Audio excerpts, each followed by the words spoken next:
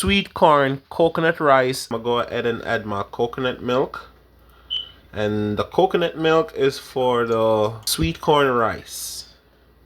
So you're gonna let that boil, and I'm gonna add 1 cup of water, so stay tuned. Alright guys, I'm getting in 1 cup of water, and you're gonna let that boil. And then you want to go ahead and have it covered and let it boil for about 10 minutes. Alright guys, now I have my thyme, scallion, and 1 peg of garlic. I'm gonna get in my sweet corn. I have my sweet corn right here guys.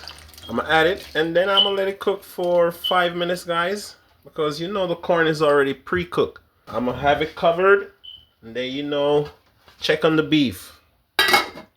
The rice with the corn guys, and you see how rich that coconut milk is? That's how you want to get the richness from the coconut guys. So if you guys want to try it, I'm gonna leave the link in the description. And guys, please remember to like, share, and subscribe. Alright guys, as you can see, the rice is about to be finished. So guys, catch you when we're about to have the food plated. Sweet corn, coconut rice, and a slice of avocado. Guys, there you have it. That's the finished product.